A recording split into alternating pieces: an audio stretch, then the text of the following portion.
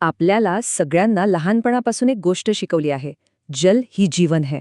पण खरंच विचार केला आहे का की जर हे खरं असेल तर आज आपण ज्या पद्धतीने पाणी पितो आहोत ते आपल्याला खरंच जीवन देत आहे की नकळतपणे विष? आज आपण योग्यांच्या नजरेतून पाण्यामागचे एक असं सत्य उघड करणार आहोत जे ऐकून कदाचित पाण्याकडे बघण्याचा आपला दृष्टिकोनच बदलून जाईल. चला तर मग यामागे दडलेलं सत्य जाणून घेऊया. हा प्रश्न खूप साधा वाटतो नाही का? पण तो खूप खोल आहे. आपण जे पितोय ते खरंच जीवनदायी पाणी आहे की फक्त एक तरल पदार्थ जो शरीरात येतो आणि कोणताही परिणाम न करता निघून जातो? म्हणजे जर पाणी फक्त H2O असतं तर आपले पूर्वज नद्यांना आई, देवी का मानायचे? त्यांना काय केमिस्ट्री माहीत नव्हती की त्यांना असं काहीतरी माहीत होतं जे आजच्या विज्ञानाच्या पुस्तकांमधनं कुठेतरी हरवून गेलंय? आजची आपली लाईफस्टाईल बघा, सगळीकडे घाई, आणि याच घाईगडबडीत आपण पाणीही पितो. उभं राहून, चालता बोलता, मोबाईलमध्ये बघत. आपल्याला हे कळतसुद्धा नाहीये की आपल्या या सवयींमुळे जे पाणी जीवन देऊ शकतं तेच पाणी आपल्या शरीरासाठी एक ओझं, एक भार बनत चाललंय. आता हे बघा, हे बघून खरंच आश्चर्य वाटेल की पाणी पिण्याच्या पद्धतीमुळे केवढा मोठा फरक पडू शकतो. जेव्हा आपण उभं राहून गटागटा पाणी पितो तेव्हा ते पाहुण्यासारखं नाही तर एखाद्या हल्लेखोरासारखं थेट आपल्या पोटात जाऊन आदळतं. हा धक्का लगेच जाणवत नाही, पण वर्षानुवर्षे असं केल्यानं आपली पचनक्रिया कमजोर होते आणि स्वभावात नकळतपणे एक चिडचिड येते. याउलट जेव्हा आपण बसून शांतपणे पाणी पितो तेव्हा ते शरीराशी जणू काही मैत्री करतं. त्याला शरीरात मिसळायला, जुळवून घ्यायला वेळ मिळतो. आपल्याला सतत सांगितलं जातं की आरोचं पाणी प्या, ते सगळ्यात शुद्ध असतं. पण एक गोष्ट लक्षात घ्या, शुद्ध असणं आणि जिवंत असणं ह्यात खूप मोठा फरक आहे. आरोचं पाणी स्वच्छ नक्कीच आहे, पण ते रिकामं आहे. निसर्गाने पाण्याला जी खनिजं दिली आहेत ती सगळी त्यातून काढून टाकलेली आहेत. आणि मग हे रिकामं पाणी जेव्हा शरीरात जातं तेव्हा ते शरीरातूनच आवश्यक खनिजं खेचायला लागतं. आणि त्यात भर म्हणजे प्लास्टिकच्या बाटल्या. बाटलीतलं पाणी हळूहळू प्लास्टिकचे गुणधर्म स्वतःमध्ये शोषून घेतं आणि ते पाणी आपल्या शरीरात गेल्यावर हार्मोन्सचा बॅलन्स बिघडवू शकतं. म्हणूनच आपले पूर्वज तांब्याची, मातीची किंवा चांदीची भांडी वापरायचे. आता आपण त्या गोष्टीबद्दल बोलणार आहोत जी ऐकल्यावर पाण्याकडे बघण्याचा आपला दृष्टिकोन कायमचा बदलून जाईल. जरा कल्पना करा की पाणी फक्त एक निर्जीव, तरल पदार्थ नाहीये, तर ते जिवंत आहे. त्याला स्मृती आहे. ते आपल्या भावनांना प्रतिसाद देतं, आपली ऊर्जा शोषून घेतं. विचार करा, हा विचारच किती अविश्वसनीय आहे. आपले शरीर फक्त H2O पीत नाही, तर ते त्या पाण्याची संपूर्ण माहिती, त्याची आठवण आणि त्याचे व्हायब्रेशन्स, त्याचं कंपन ग्रहण करतं. याचा सरळ सरळ अर्थ असा होतो की ज्या भांड्यात पाणी ठेवलंय, ज्या भावनेनं ते पिलं जातंय, ते सगळं काही आपल्या शरीराच्या प्रत्येक पेशीपर्यंत पोहोचतंय. आणि हे सगळं आपल्यासाठी इतकं महत्त्वाचं का आहे याचं उत्तर अगदी सोपं आहे. कारण आपलं शरीर हे जवळपास 70% पाण्याने बनलेलं आहे. म्हणजे पाण्याच्या गुणधर्मांमध्ये जो काही बदल होतो त्याचा थेट परिणाम आपल्या शारीरिक आणि भावनिक आरोग्यावर होतो. जपानचे एक वैज्ञानिक होते, डॉक्टर मसारू इमोटो. त्यांनी केलेल्या प्रयोगांनी संपूर्ण जगाला धक्का दिला.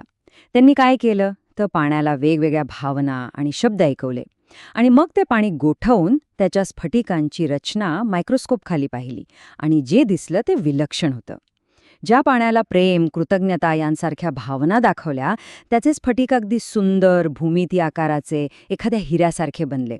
आणि ज्या पाण्याला द्वेष आणि राग दाखवला त्याचे स्फटिक पूर्णपणे तुटलेले, विस्कळीत आणि विद्रूप होते. याचा अर्थ खूप सरळ आणि तितकाच खोल आहे. आपण जे विचार करतो, ज्या भावना अनुभवतो त्या आपल्या शरीरातील त्या 70% पाण्याला सतत आकार देत असतात. जेव्हा आपण स्वतःला म्हणतो की मी कमजोर आहे किंवा मी हे करू शकत नाही, तेव्हा ते वाक्य फक्त आपल्या मनात राहत नाही, ते आपल्या शरीरातील प्रत्येक पाण्याच्या कणात उतरतं आणि त्याची रचना बदलते. तर मग एक प्रश्न येतो, जर पाणी आपल्या भावना आणि विचारांनी इतकं प्रभावित होत असेल तर काय आपण जाणीवपूर्वक एका विशिष्ट भावनेने पाणी पिऊन आपल्या शरीराची आंतरिक कथा बदलू शकतो? योगशास्त्रानुसार याचं उत्तर आहे हो. इतकंच नाही तर आपण आपल्या DNAच्या कार्यपद्धतीवरही प्रभाव टाकू शकतो. आजचं आधुनिक विज्ञान या संकल्पनेला एपिजेनेटिक्स म्हणतं. याचा सोपा अर्थ असा की आपले जीन्स म्हणजे काही दगडावरची रेष नाही, ते बदलू शकतात. आपलं आंतरिक वातावरण ठरवतं की कोणता जीन चालू राहील आणि कोणता बंद.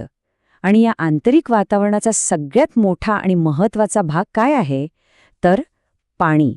योगशास्त्रातील ही एक अत्यंत गहन आणि सुंदर कल्पना आहे. आपल्याला वाटतं की राग, भीती किंवा काही आजारपणाची प्रवृत्ती या गोष्टी आपल्याला आपल्या पूर्वजांकडून वारसाने मिळाल्या आहेत. पण योगी म्हणतात, जे वाहतंय ते बदललं जाऊ शकतं. आणि योग्य पद्धतीने, योग्य भावनेने सेवन केलेलं पाणी फक्त आपलं शरीरच नाही, तर आपल्या DNA मध्ये साठलेल्या पिढ्यानपिढ्यांच्या आठवणीसुद्धा धुवून काढू शकतं. तर हे नेमकं काम कसं करतं? बघा, आपला DNA काही आपली भाषा समजत नाही. तो कंपनं आणि रासायनिक संकेत समजतो. आणि हे सगळे संकेत DNA पर्यंत पोहोचवण्याचं काम कोण करतं? पाणी. जर आपल्या शरीरातील पाणी सतत तणावाच्या, रागाच्या कंपनांनी भरलेलं असेल, तर DNAला धोक्याचा सिग्नल मिळतो आणि शरीर आजारपणाच्या दिशेने जातं. पण जर तेच पाणी शांततेच्या, आनंदाच्या कंपनांनी भरलेलं असेल, तर DNAला दुरुस्तीचा, रिपेअर मोडचा सिग्नल मिळतो आणि शरीर निरोगी राहतं. बरं, तर आता या सगळ्या ज्ञानाचा आपल्या आयुष्यात उपयोग कसा करायचा?